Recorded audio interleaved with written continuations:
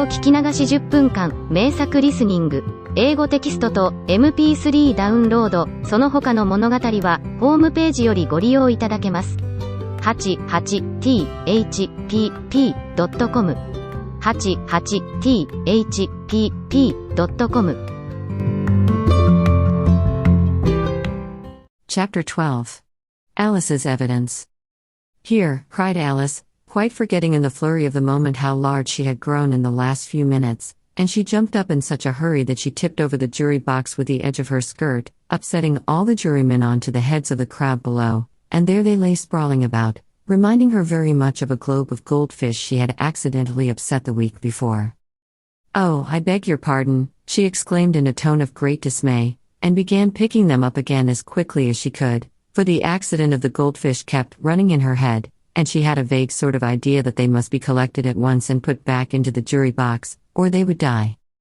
"The trial cannot proceed," said the king in a very grave voice, "until all the jurymen are back in their proper places, all," he repeated with great emphasis, looking hard at Alice as he said so. Alice looked at the jury box, and saw that, in her haste, she had put the lizard in head downwards, and the poor little thing was waving its tail about in a melancholy way, being quite unable to move. She soon got it out again, and put it right. "Not that it signifies much," she said to herself. "I should think it would be quite as much use in the trial one way up as the other."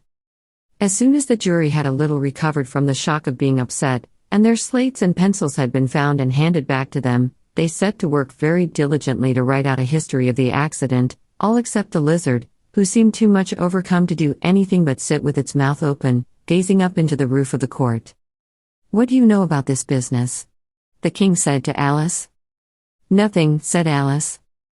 "Nothing whatever?" persisted the king. "Nothing whatever," said Alice. "That's very important," the king said, turning to the jury. They were just beginning to write this down on their slates, when the White Rabbit interrupted. "Unimportant, Your Majesty means, of course," he said in a very respectful tone, but frowning and making faces at him as he spoke. "Unimportant, of course, I meant," the king hastily said, and went on to himself in an undertone. "Important, unimportant, unimportant, important," as if he were trying which word sounded best. Some of the jury wrote it down important, and some unimportant. Alice could see this, as she was near enough to look over their slates, but it doesn't matter a bit, she thought to herself. At this moment the king, who had been for some time busily writing in his notebook, cackled out silence. And read out from his book, Rule 42. "All persons more than a mile high to leave the court." Everybody looked at Alice. "I'm not a mile high," said Alice. "You are," said the king. "Nearly 2 miles high," added the queen. "Well, I shan't go, at any rate," said Alice. "Besides, that's not a regular rule, you invented it just now." "It's the oldest rule in the book," said the king. "Then it ought to be number 1, said Alice. The king turned pale, and shut his notebook hastily. "Consider your verdict," he said to the jury, in a low, trembling voice. "There's more evidence to come yet, please your majesty," said the White Rabbit, jumping up in a great hurry. "This paper has just been picked up." "What's in it?" said the queen. "I haven't opened it yet," said the White Rabbit, "but it seems to be a letter, written by the prisoner to somebody." "It must have been that," said the king, "unless it was written to nobody, which isn't usual, you know." "Who is it directed to?" said one of the jurymen. "It isn't directed at all," said the White Rabbit. "In fact, there's nothing written on the outside." He unfolded the paper as he spoke, and added, "It isn't a letter, after all, it's a set of verses."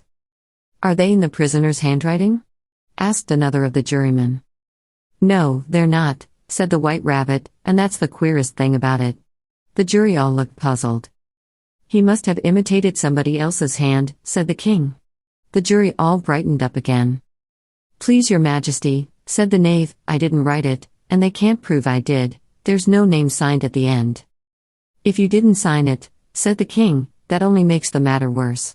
You must have meant some mischief, or else you'd have signed your name like an honest man." There was a general clapping of hands at this. It was the first really clever thing the king had said that day. "That proves his guilt," said the queen. "It proves nothing of the sort," said Alice. "Why, you don't even know what they're about." "Read them," said the king.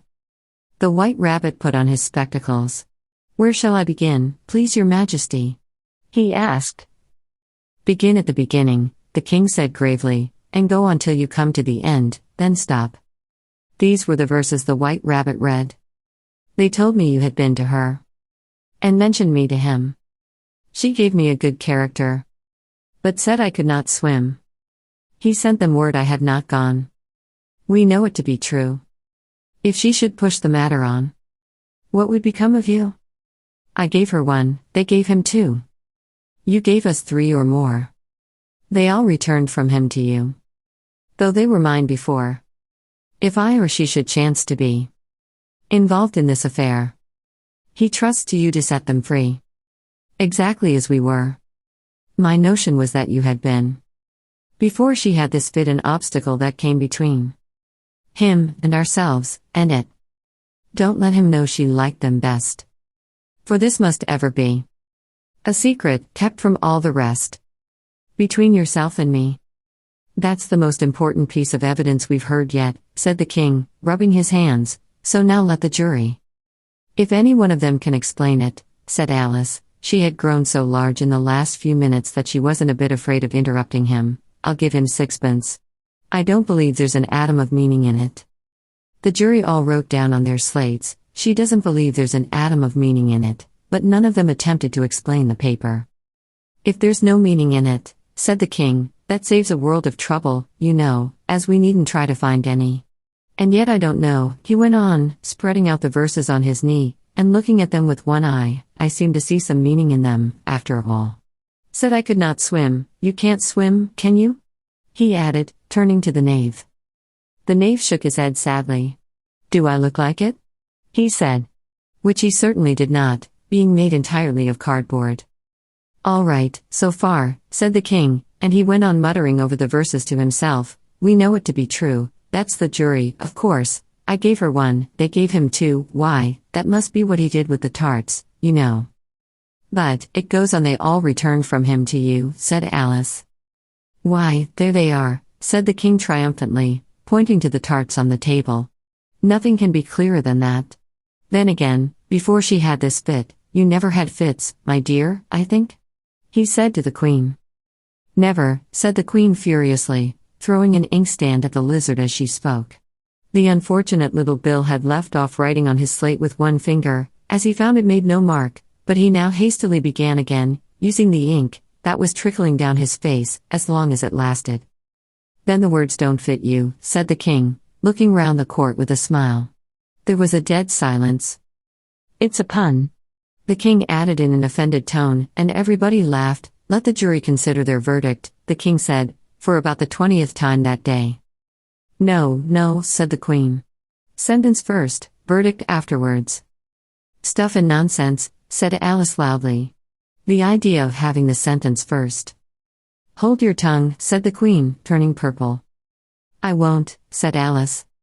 "Off with her head," the queen shouted at the top of her voice. Nobody moved. "Who cares for you?" said Alice. She had grown to her full size by this time. "You're nothing but a pack of cards."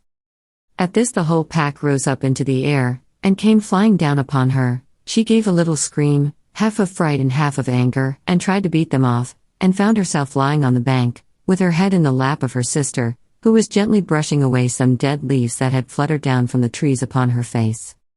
"Wake up, Alice dear," said her sister. "Why, what a long sleep you've had."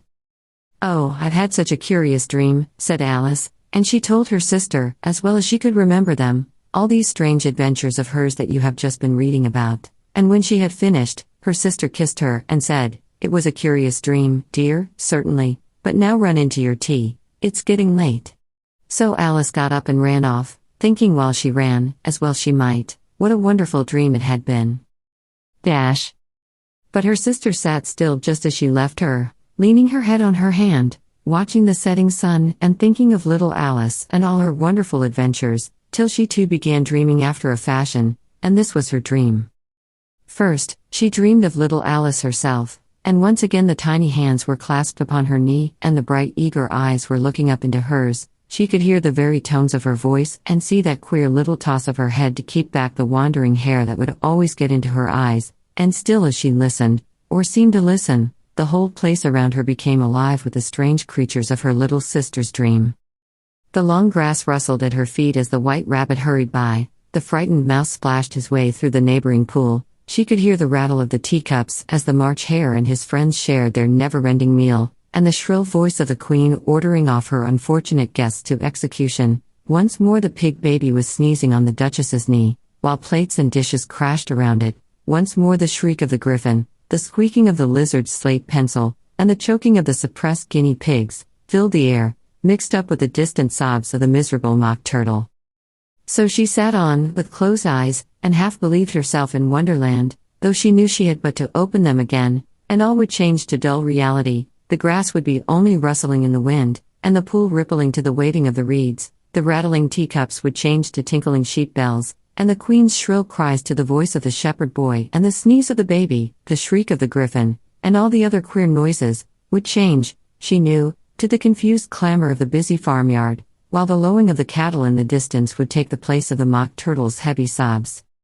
Lastly, she pictured to herself how this same little sister of hers would, in the after-time, be herself a grown woman, and how she would keep, through all her riper years, the simple and loving heart of her childhood, and how she would gather about her other little children, and make their eyes bright and eager with many a strange tale, perhaps even with the dream of Wonderland of long ago, and how she would feel with all their simple sorrows, and find a pleasure in all their simple joys, remembering her own child life, and the happy summer days.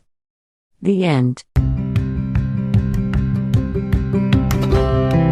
英語聞き流し10分間、名作リスニング。英語テキストと MP3 ダウンロード、その他の物語は、ホームページよりご利用いただけます。88thpp.com 88thpp.com